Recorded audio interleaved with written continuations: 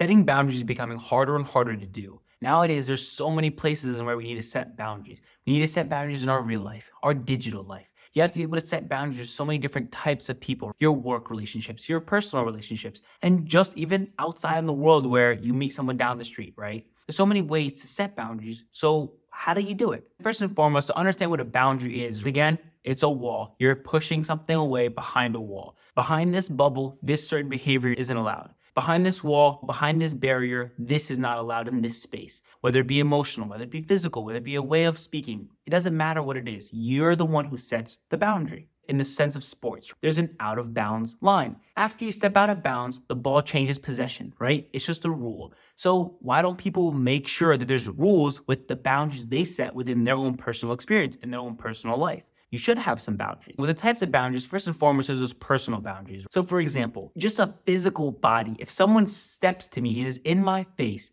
they are too close. You're in my personal space. You're in my bubble. You can back up now because I have a boundary here. You're not allowed to be this close to me. Some people have less of a boundary and some people have more. It's about what boundaries each person has. But to be on the safe side, you probably shouldn't be in anyone's face regardless. Another form of boundaries, again, the emotional side, where you're not allowing someone to say certain things to you. And if they do, you just walk out of the room or you ignore that person because that type of behavior, that type of conversation, it just isn't allowed for your space. Because again, when you set these boundaries for yourself, you're able to say, hey, like, this is not how I rock. This is not how I move. Either you stop doing it or we're not going to keep linking. We're not going to keep interacting. Even when it comes to work, there's a professional boundary. Sometimes, for example, some coworkers are saying things where you feel uncomfortable, where like we're in a professional setting. You shouldn't be saying this. One time I remember working at a job and where one of my bosses was saying something about being a girl worker versus a guy worker. And how, oh, when you pick up the phone and a girl's calling you instead of when a guy's calling you,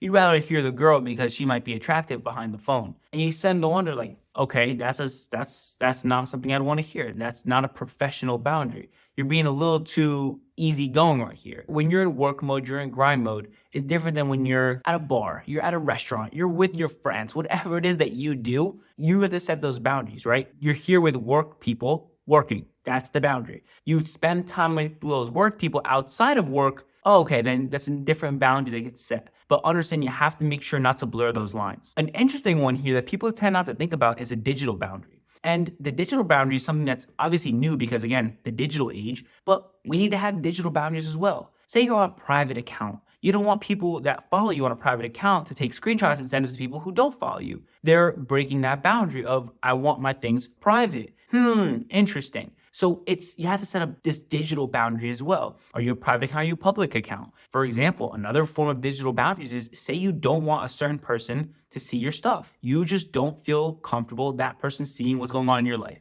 But you want to post it, right? Again, to each their own. If you want to post it all you want. So do you block someone? But nowadays it seems rude to block someone. Is it this? Is it that? But again, it's a sense of boundaries. You have to create a digital boundary. No matter what it is, you need it. You need to be able to set those digital boundaries without feeling bad. When you set these boundaries, you're going to feel so much better about yourself. A good example of this is if you really just don't want to do this task, it's going to take 3 hours, 4 hours, 5 hours, a favor that someone wants you to do, but you have so many things to get done. You could succumb to it and be like, okay, fine, I'll help you. Or you could think, wait, no, I need to set this boundary for myself and make sure I get my things done. When you get your things done, that's the main important thing where it's like you're setting that boundary because you have something to do. Be okay with saying no. I've covered that in another video. You just have to be okay with saying no, setting that boundary. And when it comes to making these boundaries, the number one thing that I want to promote here is having communication. When you just talk to someone and say, hey, like, I'm going to be doing this. Thank you. That's why I won't be able to help you out here. That's it. You don't have to explain yourself past that. Some people even say you don't have to explain yourself at all. Just say no. But I understand not everyone is able to just say no right away.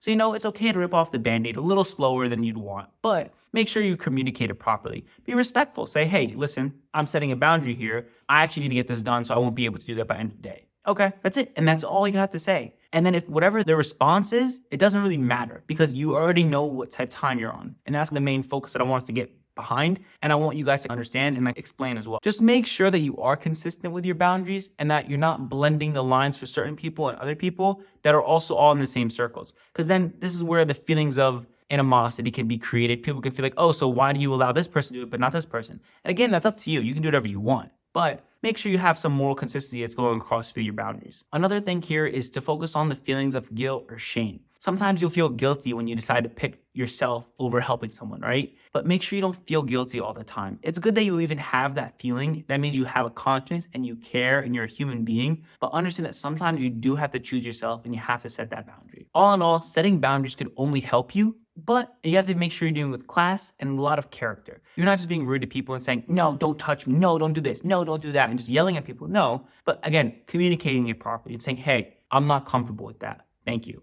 That's it. There doesn't have to be a whole argument or a pushback or going back and forth. And if someone is giving you that, and clearly you see where they are emotionally and mentally and where you are, make sure you don't stoop down to the level, but you bring them up. That's something that I've noticed in setting boundaries, and that's what I want to share with you guys. If you guys have anything that I might have missed, please again, feel free to add it in the comments. Be sure to like, subscribe, and share this with all your friends. Again, it helps with the YouTube algorithm. And if anything you guys want me to talk about, please feel free to leave it in the comments. And I thank you guys again for watching this video. Be sure to leave a comment of what you guys thought. I'll see you guys next week.